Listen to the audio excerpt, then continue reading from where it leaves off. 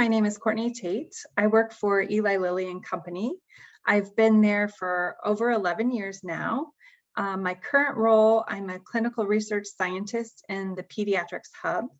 And so we're a small group of individuals dedicated to supporting pediatric research and drug development across our company. So I have a particular focus in pediatric oncology, diabetes, and our COVID-19 therapies. And part of our role is to advocate for children with unmet medical needs to enable new treatments. And so we help teams with their pediatric strategy and implementation of our pediatric clinical trials. And our role is to push for innovation and advancing science as we learn and evolve. My medical conditions, I would consider myself a pretty healthy person. I've had allergies and migraines as long as I can remember. So when I was a kid, I went for allergy shots every week, and I would get random hives from airborne allergies. And my son is in a very similar situation where his whole body will randomly break out in hives as well. Over time, I've learned how to better manage migraines and my allergies with medication and my lifestyle. Sports teams were great. I played many different sports all the way from kindergarten up through college. And so being a team captain, really helped get that leadership experience and learning how to collaborate and work well with a team. I was also in Girl Scouts for 12 years. And so part of my Girl Scouts, as you get older, you take on more of like a mentor role.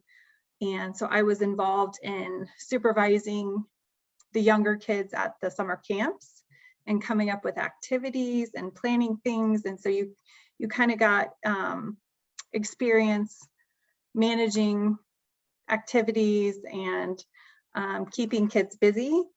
And I also babysat a lot.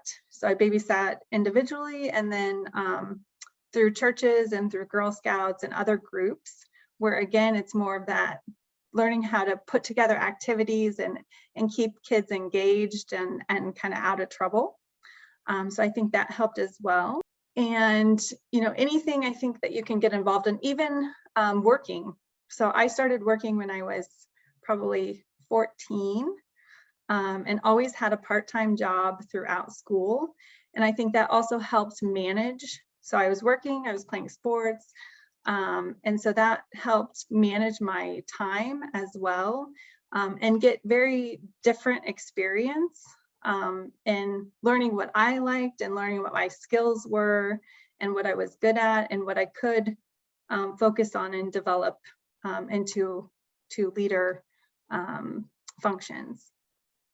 As I mentioned, I think a lot of this comes from our experiences in our life and at work. So I had multiple internships throughout undergraduate and graduate school. I also had research projects in graduate and postgraduate research where I was the one responsible for those projects and kind of driving that research. And then I always had this constant thirst for knowledge and growth. And so I will admit I'm a very quiet, introverted person. And so some people write off introverts as, oh, they're not a leader, but there's a lot of literature out there about why introverts make good leaders. And so I think there's a lot of people in science that are more introverted. So I want to advocate for those introverts to say, don't write yourself off. You still bring a lot of strengths to the table for leadership. I have had the opportunity in graduate school and where I work to take a lot of courses, including courses on like emotional intelligence and leadership. So take advantage of any of those resources that you might come across in your school and your places at work.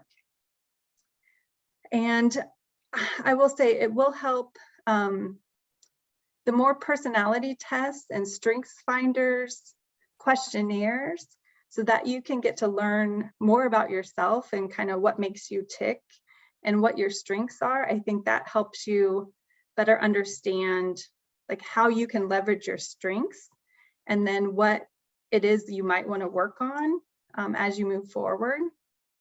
And I will say there's different philosophies where there's some places of work and supervisors that feel like you build on your, like, let's learn your strengths and let's build on your strengths. And then we'll partner you with individuals that are good at your weaknesses. So you don't have to become good at everything. And so sometimes your weaknesses can remain weaknesses, and other times they might be limiting, and you might have to work on certain aspects of things that you might not do very well.